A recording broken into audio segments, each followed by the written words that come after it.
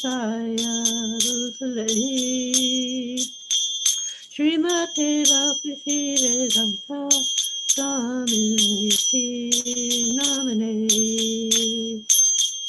Namaste Saraswati Devi Paravani Prasarane Nirvishesha Sunyavadi Tattva Desasarane Jaya Sri Krishna Chaitanya Prabhu Nityananda Shri Advaita Gadadhar Srivasadi Gaur Bhaktavinda Hare Krishna Krishna Krishna Hare Hare Hare Rama Rama Rama Hare Hare. Everybody chant Hare Krishna Krishna Krishna Hare Hare Hare Rama Rama Hare Hare Krishna Krishna Krishna Hare Hare Hare Rama Rama Hare Hare Hare Krishna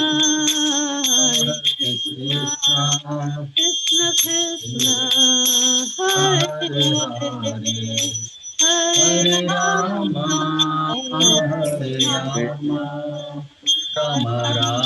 Hare Hare Jaya Prabhupada Jaya Prabhupada Prabhupada Srila Prabhupada Prabhupada Jaya Prabhupada Prabhupada Jaya Lord Premanandi So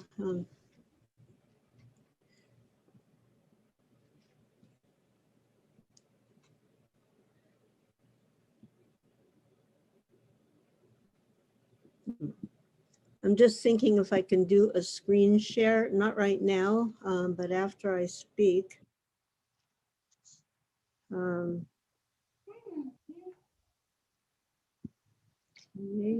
let's find where it is.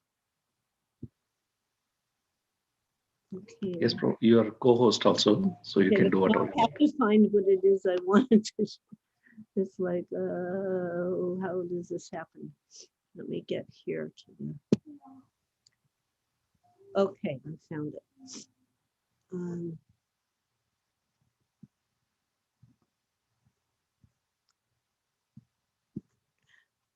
Well, I thought I found it.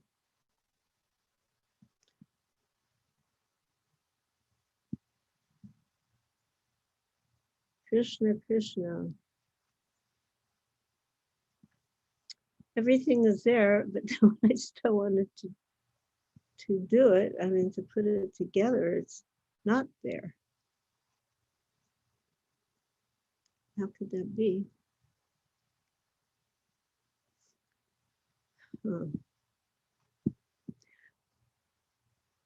Om Yand Timrandasya Danana Sakalaya Chaktu Migitam Yena Tasmai Sri Gurave Namaha Namo Vishnu Padaya Krishna Prasaya Bhutale Srimate Bhakti Vedanta Swami Niti Namane Namaste Saraswati Devi Gauravani Pracharane Nirvishesha Sunyavari Paskachidaya Satarine Jaya Sri Krishna Chaitanya Prabhu Nityananda, Shri Advaita Gadadhar, Srivasadi Gaur Bhakta Vrinda. I had the whole thing with some photos, but and they've disappeared. What to do?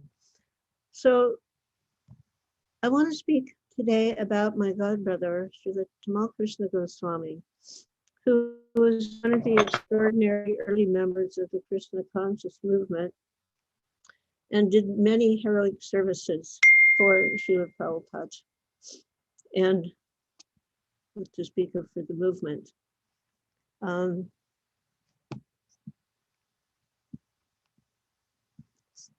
Here. So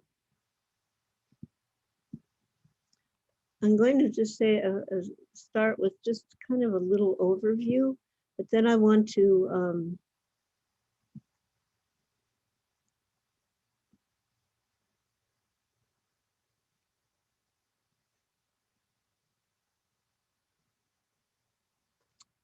this is crazy. I had everything was like lined up, so I thought I would very easily be able to do this, and it's not the way it's turning out. Just one quick second, and my apologies. I'm not okay. This one's here. Now, how do I get the other one back?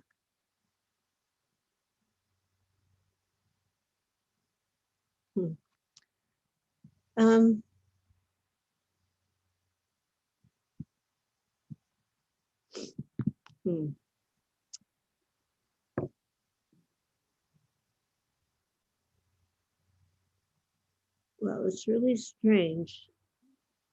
It's kind of throwing me off. One second here. Okay, history.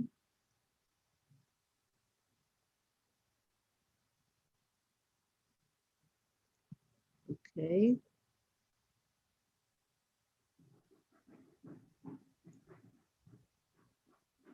Okay, I found that page. Now,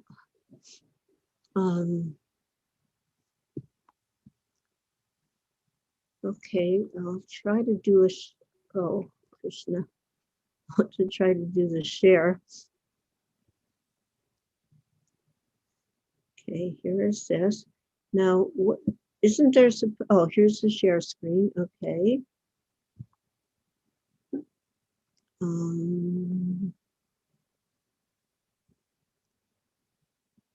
Okay, share.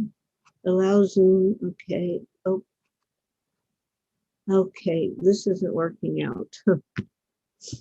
What's happening, Malati Prabhu? When you click share, I was trying to do the share, but it's taking too much time, and I'm not going to have the time to speak, so I'm going to have to forget it. Or maybe after I speak, we can find it. But I wanted to speak a bit on the sense of the person who became Tamal Krishna Goswami, a transformation wherein the ordinary becomes extraordinary. So in the Chaitanya Mitra, Madhya Lila, 19:151, it said, according to their karma, all living entities are wandering throughout the entire universe. Some of them are being elevated to the upper planetary systems and some to lower. Out of millions of wandering souls, one who is fortunate gets an opportunity to associate with a bona fide spiritual master. By the combined mercy of both Krishna and Guru, such a person receives the seed of the creeper of devotional service. So, Tamal Krishna Goswami was raised without religious training. In fact, he was even discouraged from any sort of practice. The family was, I guess you could say, non-practicing Jewish family. But at night, he actually prayed. His parents were fairly moral by American standards. and he was inclined towards intellectual and artistic pursuits. So at the age of 19, he left home to search out his own path without objections, meaning from the family. So in college, he was studying literature and philosophy. And actually, much like the Shakadevi Dasi, he even argued against the existence of God. The Shakadevi, also from a Jewish family that didn't practice, that was totally atheistic. She used to preach to her friends, that there was no God.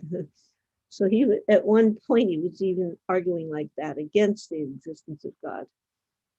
But actually, he was very impressed by men of mystical vision. And he also desired for his own vision, which he tried to induce with the eggs of intoxications, which at that point in time in the 60s was quite normal among the youth who were fed up with the madness of material life. But he was left unfulfilled. So he tried macrobiotic practice. Macrobiotic is a very that was popular, particularly at that time. Even myself, Jamuna, we were practicing, and it goes in stages. And the final stage is the seventh stage is like you just eat brown rice. Not a good diet for Ekadashi. Brown rice. That's it. Potatoes were forbidden. Tomatoes were forbidden. Bacon eggplant was forbidden. Oranges were forbidden. I think the only fruit you could have was maybe an apple and a strawberry. So he was trying that. He was trying yoga and, just kind of feeling things out. In October of 66 on the Lower East Side of New York City, there were poets, there were musicians, philosophers, so-called, spiritualists, so-called. People were what we call dropping in. They had these big events called cosmic love-ins, and the great vibration, the Hare Krishna Maha Mantra was dominating. And Tom, his name was Tom, he would play his flute, attempted to sing, and he even tried dancing. So some of his friends began to attend the early morning meditation with Prabhupada and his disciples at 26 2nd Avenue. But Tom pursued to pursue his own practices privately at his home, his apartment. And he saw a photo of Srila Prabhupada, and he saw the eyes of Srila Prabhupada. He understood that actually he's urging him to surrender, but still he was unwilling to give up his false independence. And through the winter of 66, he suffered greatly. It was a terrible winter. I mean, there was just massive electrical outages and just freezing, cold, snow everywhere. And so he suffered a lot. And then in the spring of 67, he left New York City for San Francisco, thinking maybe things would be different there, but he was disappointed because, it was just the same scene. So then he went north of San Francisco up into Mendocino County, and there was a ranch there outside of his place called Ukiah, and that ranch was called Morning Star. So the ranch was not a ranch where they were having, cattle or other type of animals or farming. It was kind of like a hippie drop-out, drop-in ranch. And clothing was optional, meaning you didn't have to wear clothing. And Tom was living, he found a place in a tree where he was living. Prabhupada had actually been there 1 month earlier, and the whole place had become surcharged with the spontaneous kirtans that were still going on. So then in the winter of 67, when it becomes too cold to live without clothes, what to speak of in a tree, he returned to San Francisco, but he was just kind of living like a nomad, going here and there. And he rented a room for $10 a month, but there was no bathroom or no kitchen facility. And he was selling an underground, we call them underground newspapers, not like a formal newspaper, was like an alternative news. So the Berkeley Barb, it was called the Berkeley Barb. And he was selling them once a week to get enough money for maintenance. When he happened to bump into a friend from the Morning Star Ranch in the park, and that person gave him an invitation to the love feast. So he was eager to attend, most likely because he was kind of hungry. And it was like entering another world. There was Jagannath, Subhadra, Baladev, and Kirtan. It was a mixture of young people from the Haight-Ashbury, and he saw Srila Prabhupada on a raised dais with an Arabic tapestry behind him. If you've seen those old pictures of San Francisco, you'll know exactly what the scene was. You see that little platform we call the dais, and behind was this Arabic tapestry that's used for prayers by the Muslim people. And that was a contribution of Shamsunder, who had been in Morocco a couple of years before that. So Srila Prabhupada was playing kartals, he was singing the opening prayers and the Maha Mantra, and everyone joined in the mantra, and they were chanting and dancing. Due to a prior engagement, unfortunately, he couldn't stay for the lecture. At that time, there was this self-styled Western so-called spiritualist psychic guru, and his name was Ron Lamoureux. And he blended science with Christianity, and in other words, he was making things up. And he attracted diverse followers. And he would tailor separate meetings for different participants. So Mark and his friend Tom were his main assistants. Tom and his friend Mark were the main assistants that night. And that night, after having been at the beautiful kirtan with Srila Prabhupada and the ecstatic devotees, he felt no satisfaction with Ron's lecture. And he decided that he was going to attend Swamiji's Friday lecture. So he found that Srila Prabhupada's presence was authoritative, with deference to ancient texts. And he could understand, finally, it was clear we were all suffering as much as we were trying to get some little satisfaction, some peace, some shanti. Everybody was suffering. And just Hare Krishna was an easy method.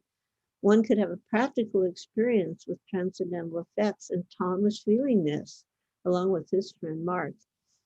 And then, when you're living outside and you have no information, it's not being taught, so you're naturally performing sinful activities, even if it's just like eating meat, which are, in the case of these young people in those days, taking intoxications, etc. So he started to become aware of the sinful activities, and he started to become aware of the adverse effect they would have on spiritual life. And he became aware that Srila Prabhupada was not a bogus cheater. So after this only one lecture on that Friday night, he accepted immediately the 4 regulative principles without any procrastination. So then he began coming to the temple every morning. The biggest reason was probably the prasadam at that point, but he would stay the day and he would read the Srimad Bhagavatam. And we had what we called our guest beads. And so he would chant on the guest beads. And he started to notice that japa seemed to resolve conflicts and problems. He began to perform service, and his service was washing the pots, big old pots of dal, and the rice pots, the sabji pots, and washing the floor. And he was really impressed by the cleanliness. And the devotees would tell him, cleaning the temple cleans the heart. He would also assist in making 150 chapatis a day to serve the free meal for the people that would come at noontime. So more and more, the temple was becoming his home. He got his own beads, and he got a photo of the disciplic succession on cardboard. And he was really appreciating that chanting could make one Krishna conscious anytime, anywhere. And finally, he bought his own set of the Srimad Bhagavatam, that first canto in 3 parts.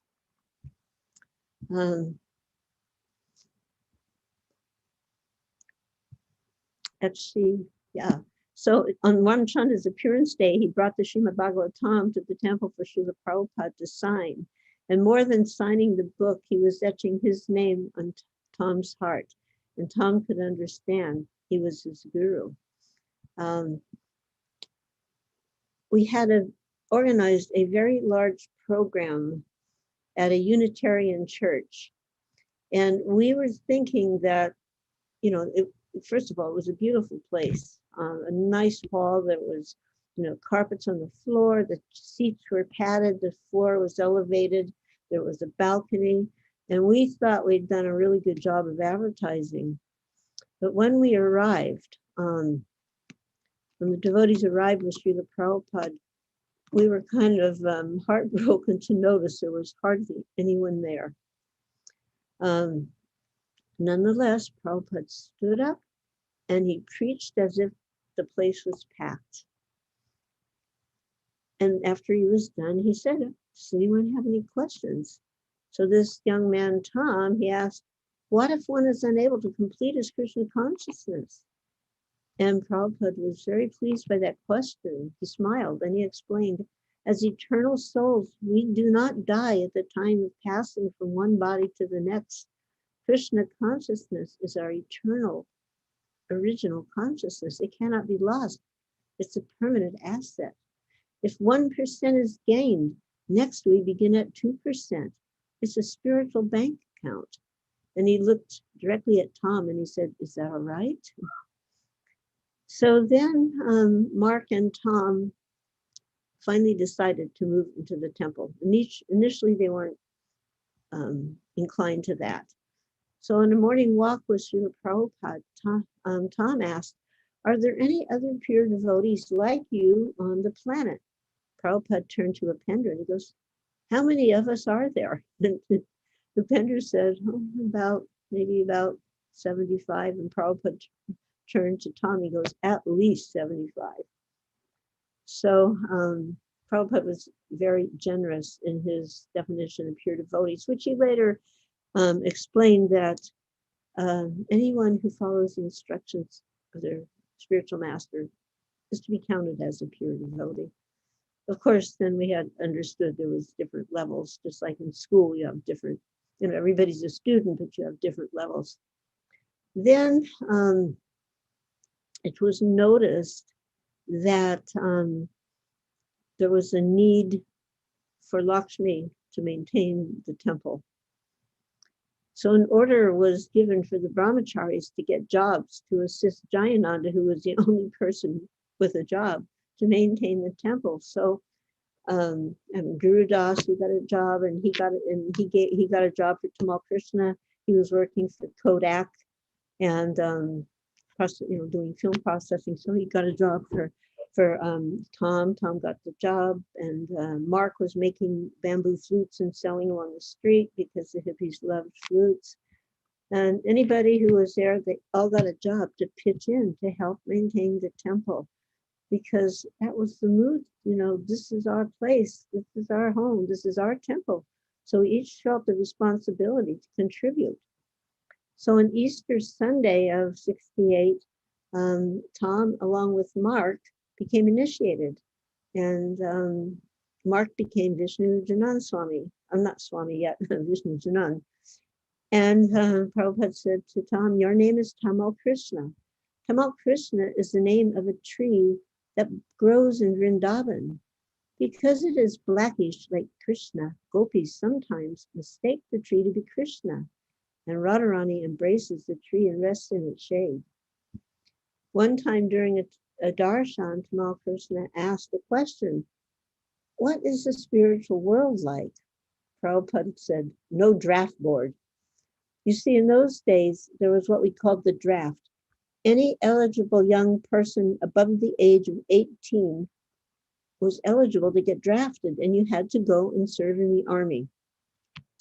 So Prabhupada said the spiritual world, there's no draft board. And then he told a joke about the miners. He said some Christian preachers came and they were trying to preach to the miners and get them to accept Christ. And they weren't so inclined. And then the preacher said, if you don't accept Christ, you're going to go to hell, which is how the Christians generally preach. You don't accept Christ, you're going to hell. And they said, oh, well, what's hell like? And they said, it's very dark, it's very damp. And they laugh because they're in the coal mine. It's very dark, it's very damp. So then the preacher goes, there's no newspapers. And they go, oh, very bad, very bad. So Prabhupada said, Vaikuntha means no anxiety, all problems finished. And 4 days later, Prabhupada departed for New York, leaving his group of disciples to despair of separation. Krishna would collect eucalyptus leaves, which are profuse in the Bay Area, and he would wrap them in cellophane, clip them, carefully spray with fresh water, wrap in cellophane, and he would send them to Prabhupada in New York. Service and separation. In a letter from Srila Prabhupada to Tamal Krishna, he wrote, don't worry about money. If Krishna wants, he can give you the whole USA. The question is, what will you do with it? So that was very sobering. He didn't immediately shave up, although his hair was kept short, but finally he shaved up, and Srila Prabhupada appreciated it. One time, he was becoming more and more responsible, taking on major responsibilities, and in doing so, he was getting a little bit, as we used to say, puffed up. So it was in Los Angeles, and Prabhupada had him bring the Srimad Bhagavatam, the first volume. And he goes, you see this spiritual sky? It is very large. You cannot fathom how big it is. 3/4 of the cosmos is spiritual sky. Only 1/4 is material creation. And there are innumerable universes. And one universe is so big that the scientists cannot even measure it. We are only one planet of the universes that constitute material creation. And this Earth is actually one of the smaller planets. There's 7 continents on this planet, and one of them is North America. And in North America, there's one great city, Los Angeles. And in that Los Angeles, there's a long boulevard, La Cienega Boulevard. And on that La Cienega Boulevard is a former church, now a Hare Krishna temple. And in that temple is one Tamal Krishna, and he thinks he is very important. Tamal Krishna Goswami said, I felt immediately so small. At several times he was Srila Prabhupada's intimate servant and secretary at other times, sometimes both at once.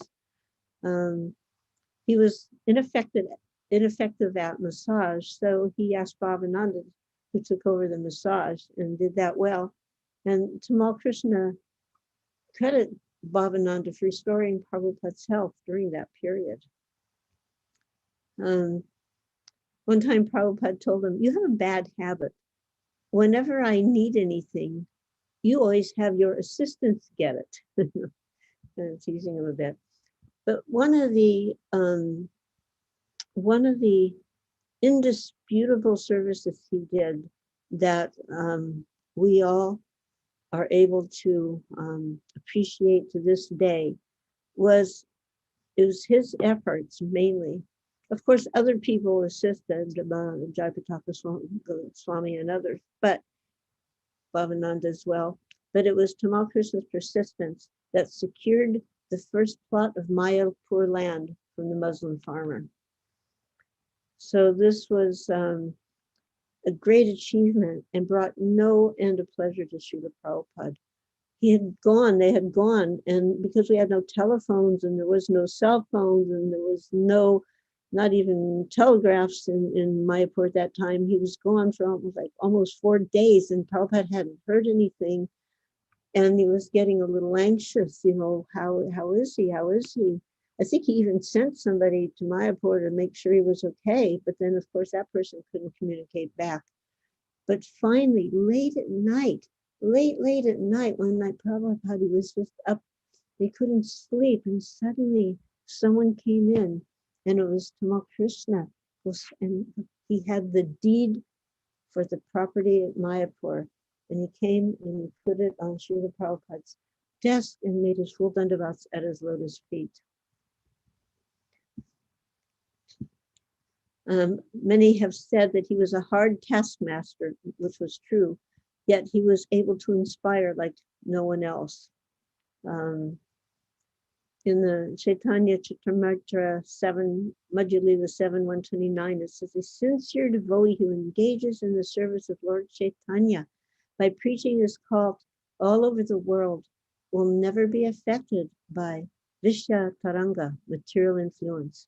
On the contrary, in due course, he'll return to the shelter of Guru and Krishna and have perpetual association with him. So that's a few words that I would say, but I'm going to say some more. Now, where did it go?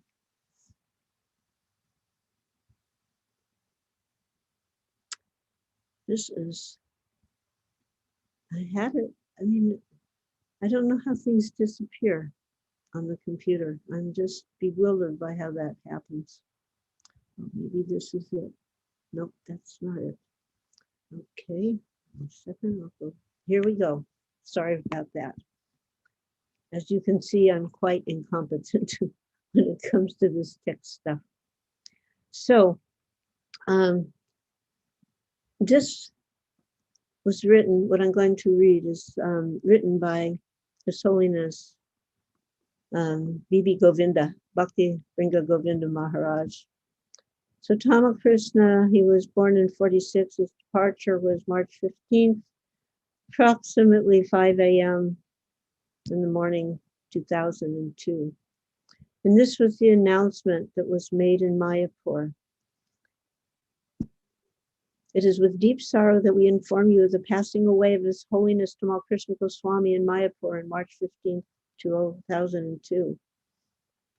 His Holiness Tamal Krishna Goswami, ISKCON governing body commissioner and initiating spiritual master and sannyas disciple of His Divine Grace Srila Prabhupada, was initiated by Srila Prabhupada in 1968, and he quickly emerged as a leader in ISKCON, helping to establish temples around the world.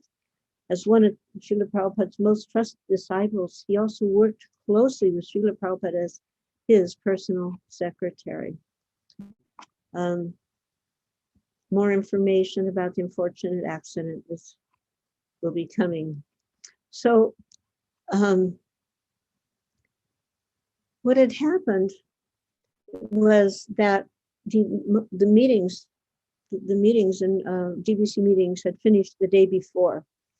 And quite often, the GBC members, some of them would even leave that night, but most others would leave very, very early in the morning, as did Tamal Krishna.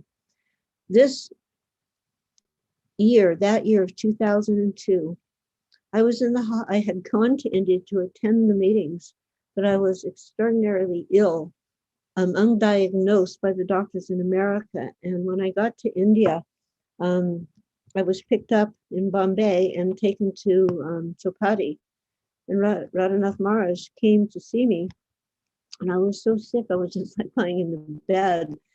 And he said, he looked at me and he told the devotees, take her to the hospital, meaning Bhaktivedanta Hospital. And he said to me, go take darshan. This was like in the early morning darshan. And I said, Maharaj, I can't walk. I was just finished. He goes, we'll carry you. So I was carried into the temple to take darshan of Radha Gopinath, and then to the hospital. And they fairly quickly, but in 3 days, they'd figured out what for 2 months the doctors in America couldn't figure out. So I was being treated. And at the hospital, you have the ability to listen to the lectures from Chopati, the morning Bhagavatam class, etc. So that morning, Devamrit Swami, who had arrived the night before from Mayapur, was giving the class. He's giving the class, and suddenly he pauses. He goes, oh, somebody's handed me a piece of paper. So you hear him. I could hear him opening the paper. And he's reading, Tamal Krishna Goswami has, and then he passed away as a result of a car crash. So it was quite stunning news. So here, and I'm going to read this as a recount, the account given by Bibi Govinda Maharaj. At approximately 7 a.m. local time, Tamal Krishna left his body after sustaining injuries in a car accident. Actually, it was determined that it was probably a little earlier because the doctor who performed the autopsy said death was instantaneous, that although they had been brought to the hospital, he had left his body at the site of the crash, along with Vrindavani Shori Devi Dasi. It was actually her birthday, and her husband was also with her, with them in the car. And she had asked that could she please come to the airport as a birthday gift, because Tamal Krishna Goswami was such an important part of their life, her and her husband Kamlas Sambar, who was the temple president in the temple in New Zealand. So they were riding in the back. She was right behind Goswami Maharaj, and her husband was behind the driver. So the accident occurred at Fulia near Shantipur, which is about 60 kilometers from Mayapur. And it's a very sacred place. It's mentioned several times in the Chaitanya Charitamrita in connection with the pastimes of Srila Haridas Thakur. And it's where Fulia is the place where Haridas Thakur lived in a cave and chanted 300,000 names of Krishna daily. And it was there that Haridas also resisted the temptation of Maya. And it is there where he was beaten in 22 marketplaces for his devotion to the holy name. On that day, all the seminars and the courses in Mayapur were canceled, and the devotees held kirtan, glorifying Tamal Krishna, and special meetings throughout the day. And the speakers noticed that on that day was also the anniversary of the disappearance of Jagannath Das Babaji Maharaj and Rasikananda Prabhu. During a midday session of remembrance by senior devotees, Keshava Bharati read from Tamal Krishna Goswami's will, which had been forwarded by phone from Dallas, Texas. And in the will, Maharaj stated he wanted his body to be placed in Samadhi at Govardhan, but he specified alternatively, if he were to pass away in Mayapur, then his body should be placed in Mayapur, in Samadhi in Mayapur. Giridhari Goswami, who was a great friend of Tamal Krishna, was the GBC chairman at the time. And he commented how Tamal Krishna Maharaj was a great pioneer. He led this, he was there with us in San Francisco, and then later on he joined us in London, and then he joined us in India. He led the society and the preaching of Srila Prabhupada, and he was on the first GBC body, and he was empowered to purchase the first land from Mayapur. And he infused energy into the book distribution in America through the Radha Damodar party. So many of you may hear this sometimes when old devotees are talking Radha Damodar. We don't even say Radha Damodar party, but the Radha Damodar. So the Radha Damodar party. It was a collection of buses that were filled with young, energetic, young brahmacharis. And one of them actually carried Radha Damodar, the deities that are now in Gitanagari. And Tamal Krishna was the first to go to China. That's a whole other story. Actually, it was almost a form of chastisement and punishment because he had become too overbearing. And every time the Radha Damodar party would go to a temple, he'd convince all the brahmacharis and even grihastas to join the party. And then buses would leave and there would be nobody left at the temple. So there was a little complaint about that by one of the temple presidents. And Prabhupada called Tamal Krishna and told him he should go preach in China. Of course, that was a stroke of genius on Prabhupada's part, just like he went to Russia, knowing nothing could really happen, but he planted the seed. And in the same way, nothing could happen at that point, but by going there, Tamal Krishna planted the seed. He had not been to the Mayapur annual meetings for several years on a leave of absence. Note that, some of you on the call. But he had taken the leave of absence to complete his doctorate work. And so this was his first time back in a long, after a few years. And every evening after the meeting, a large group of devotees, including sannyasi godbrothers such as Niranjana Swami, Radhanath Swami, Shivarama Swami, Bibi Govinda Swami, Jayadvaita Swami, they would pack into his rooms and anybody else could come. It was amazing how many people could get into these rooms. And they would just have kirtan. Tamal Krishna was absorbed in the mood of relishing chanting in the Dham. And just as he was leaving that morning, which was to be his last morning, he spoke again to Keshava Bharati about chanting. And he said, kirtan is so wonderful. It's the only way to purify our hearts and solve so many problems. Getting his doctorate work at Cambridge University at that point. He began at a school in Texas, but then went on to the UK to get Cambridge. And Ravindra Swarup explained that the last chapter of his PhD thesis was about Srila Prabhupada. At the time, he was a GBC for Taiwan, China, Philippines, Fiji, Texas, Mayapur, and Calcutta. And he authored several books on Krishna consciousness. And at the time of his departure, he was 55 years old. Radhanath Swami said, a prominent limb of Srila Prabhupada's legacy has left the world. The list of Tamal Krishna Goswami's accomplishments are so vast. He was empowered by Srila Prabhupada to accomplish many, many difficult tasks. I don't know if we can try again to do this screen sharing. I'll just try one more time because it'd be nice to show these pictures. Okay, so now, so I say share, allow Zoom to share yours. It says allow Zoom, open system preferences, but then what? Okay, allow the app.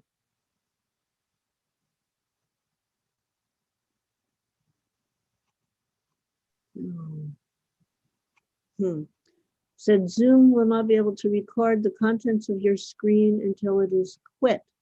You can choose to quit Zoom now or do it later.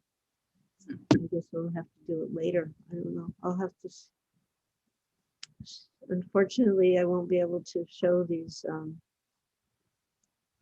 I've done sharing before, so I don't. Oh, but that was on my old computer, so I'm going to have to do something about this computer. Is it a video or picture, Malati Prabhu? It's just pictures. So you opened the picture, it's already open? Yeah. Okay, so now if you click on the Zoom share button, what is happening? Well, that's when it comes up, I have to do something. It says that, I have to do. Well, let's see something here.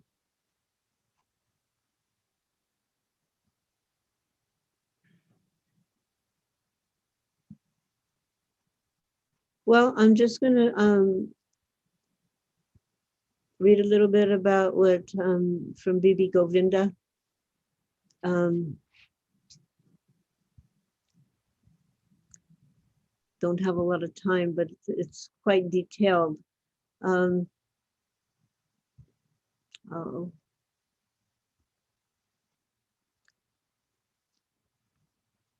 it even shows the pictures of this, but like when they came back, they find, it was quite an ordeal to get the bodies released and bring them back to Mayapur. So then one lady was taking care of Vrindavaneshwari Devi's body. It was mentioned how, she wanted this special privilege and birthday gift of riding in the car to Calcutta with Goswami Maharaj. But actually she received the priceless gift of riding back to Godhead with her beloved friend and Sikh Guru. So Goswami Maharaj, that was how he was addressed, Goswami Maharaj. His body was bathed, massaged in ghee, mantras were written in sandalwood paste upon his body. He was dressed in new cloth and profusely covered in garlands. His body was then placed upon a stretcher and carried on procession around the deities. Hey, I just thought of something. Well, I'll try it afterwards. After nearly 45 minutes, his remains were rested on a platform in front of Radha Madhava for a final darshan. And then the assembled Vaishnavas filed by and had their final darshan of Goswami Maharaj. And during this, the kirtan was being sweetly sang by Niranjana Swami. And then the procession left for the samadhi of Srila Prabhupada. And his body was brought before Srila Prabhupada in the samadhi, in Prabhupada's samadhi. And they circumambulated Srila Prabhupada. And then they proceeded to the selected site of Maharaj's samadhi, which is with all the other samadhis across from the Prabhupada samadhi. And he was lowered into the samadhi pit. A puja was conducted and his feet were washed, and he was offered bhoga and arti was performed. And then flowers were tossed within the pit upon his remains, and some were collected to be used in a pushpa samadhi that was to be erected at Bhaktivedanta Ashram in Govardhan. So if you've been there, you will know that samadhi. Then his body was lowered and covered with salt and then earth. At the site of the samadhi on the left side is a parikrama path around Srila Prabhupada's samadhi. And this is the area that was originally designated for samadhis, but now we realize it's too small. So now we're figuring out another area. So then later on Saturday, there was a remembrance ceremony glorifying Tamal Krishna Goswami and Vrindavaneshwari Devi. And that ceremony was overseen by Shivaram Swami.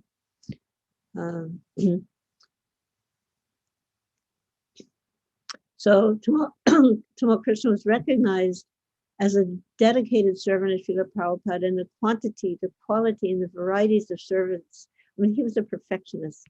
That he performed for Srila Prabhupada's pleasure was amazing. And many devotees acknowledged that he was a strict disciplinarian, sharp, demanding, but all who spoke shared a vision of Goswami, who was not simply the stereotype demanding controller.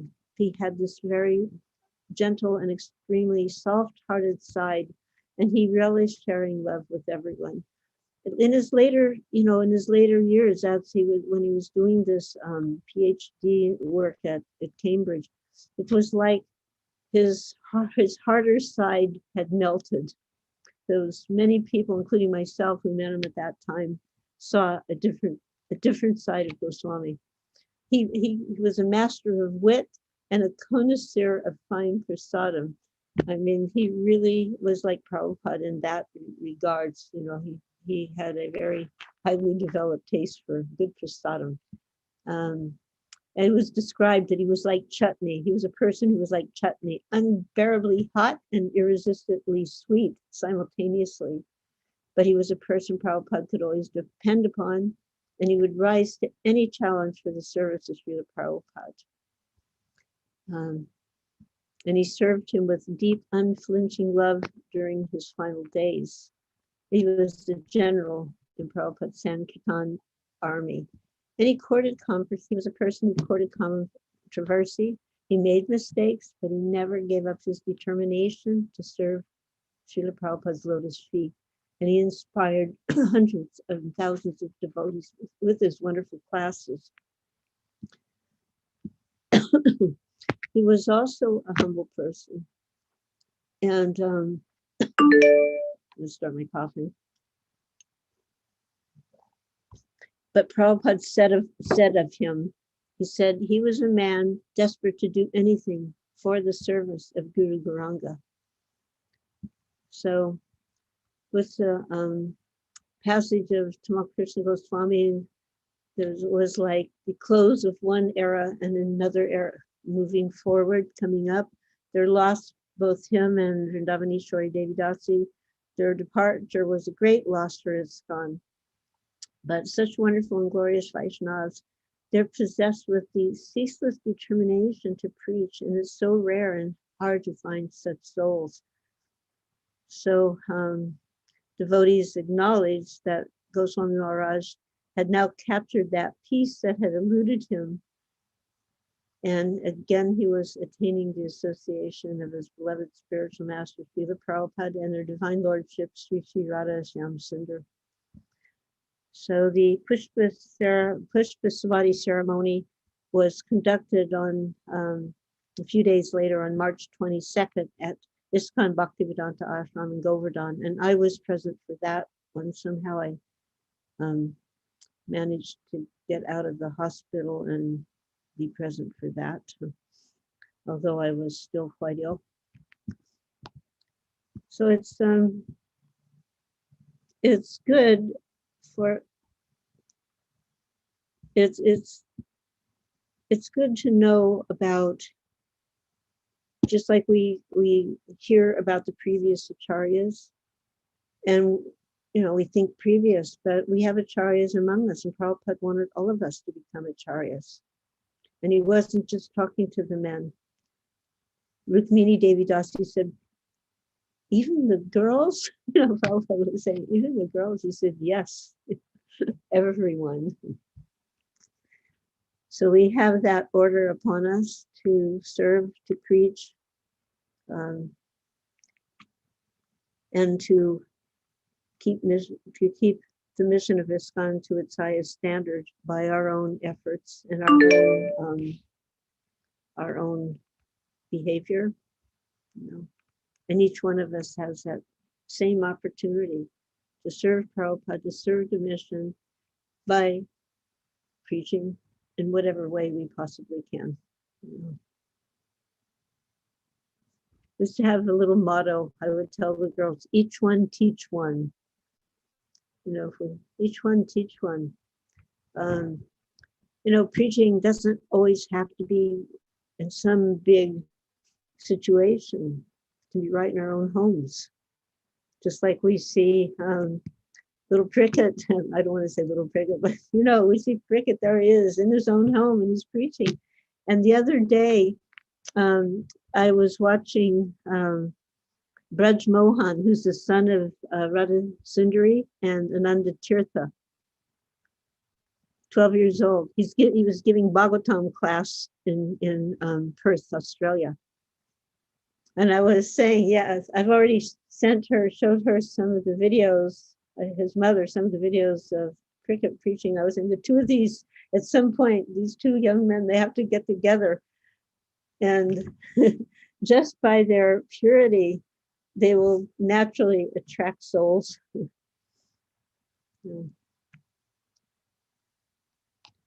So 4 minutes if there's any quick questions.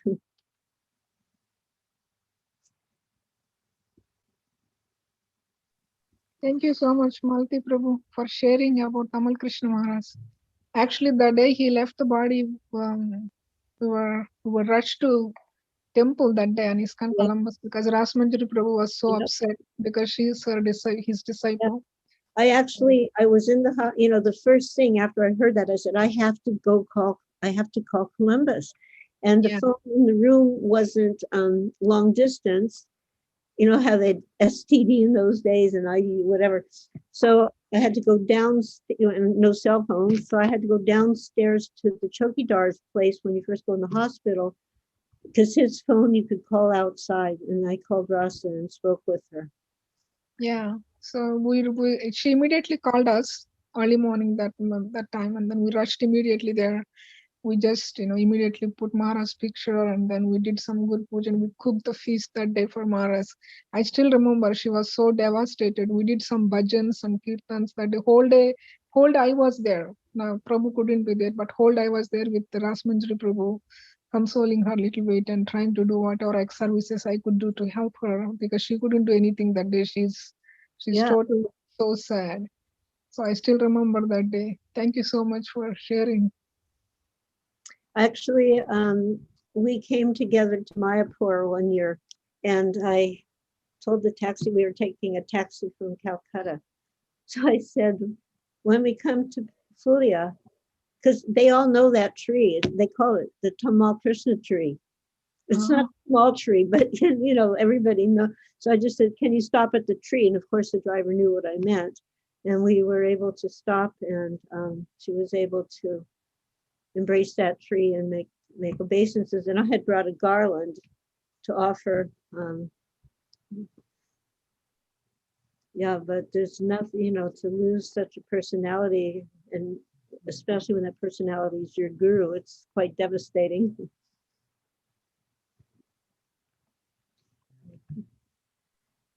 Hare Krishna, Malati. Hare This is Mr. Prasad. How did he die? I mean, did they have a head-on crash or what happened? They crashed. The driver fell asleep. He swerved off the road into this huge tree. So the side, you know, in India, they're on the other side. So the side Tamal Krishna was on and Vrindavaneshwari, that was impacted by the tree heavily because the driver was not driving slowly. And then the car began rolling. So it was rolling maybe a couple of times. So it was immediately upon the coroner said it was an impact. But all the devotees came to the hospital and they saw him, you know, they had him, he was in a hallway on this gurney. And Vrindavaneshwari was just on the floor in a room with some ladies. I mean, it wasn't a very sophisticated hospital, but Bibi Govinda remembers that he could see his feet, and him and the other sannyasis, they were like making their obeisances, and they still hadn't processed that he'd actually left the body yet. They were hoping that wasn't the case. But then one of them looked and he understood that he had departed. And then they went to see Vrindavaneshwari, and he had also departed. Thank you. Hare Krishna. Thank you. Hare Krishna. So it's 7:30, and I will take my leave so you can continue on to your next transcendental class. And thank you so much for giving me the opportunity to speak. I'm trying to get Nityadita Prabhu to speak next week. Awesome. So hopefully that's going to happen. Thank you so much, Malati Prabhu, for sharing about Tamal Krishna Goswami Maharaj today. It was really wonderful. Thank you. Hare Krishna.